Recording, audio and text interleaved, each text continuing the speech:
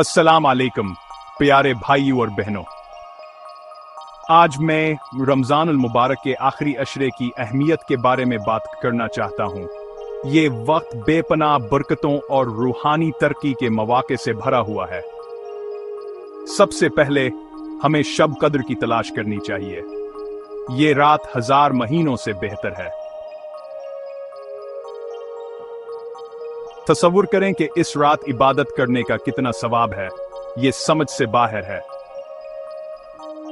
ये आखिरी 10 दिनों की ताक रातों में छुपी हुई है। 21वीं, 23वीं, 25वीं, 27वीं और 29वीं। तो होशियार रहें और इन रातों से भरपूर फायदा उठाएं। हमारे प्यारे नबी मोहम्मद सल्लल्लाहु अलैहि वसल्लम इन आखिरी दिनों में अपनी इबादत में इजाफा करते थे।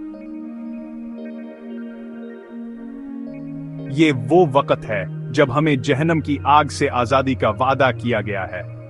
तो आइए अपनी नमाजें, कुरान पाक की तिलावत और कसरत से जिक्र और दुआ करें। इन दिनों में एक खास अमल इत्तिकाफ है। मस्जिद में गोशा नशीनी, सिर्फ इबादत और गौर व फिक्र के लिए वक्त वक्फ करना। ये अल्लाह के साथ हमारे ताल्लुक को बुलंद करता है और हमारे दिलों को पाक करता है।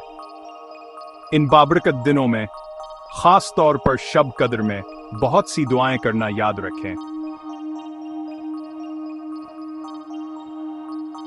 अल्लाह से कुछ भी और सब कुछ मांगें। कुरान के साथ ज्यादा वक्त गुजारें। इसके अल्फाज आपको शिफा और रहनुमाई दें। खैरात एक और खूबसूरत अमल है। जरूरतमंदों की मदद करें और सखी बनें। अपने गुनाहों पर सच्ची तौबा करें और अल्लाह से माफी मांगें। अपने वक्त को मुअस्सर तरीके से मरकूज करने के लिए एक इबादत का शेड्यूल बनाएं। दुनियावी मशगूलियत को कम करें और अपने घर वालों को इन इबादात में शामिल होने की तरगीब दें। रमजान के आखिरी 10 दिन बहुत कीमती हैं। आइए इन लम्हात को गनीमत जानें और अल्लाह की रजा और बख्शिश हासिल करें।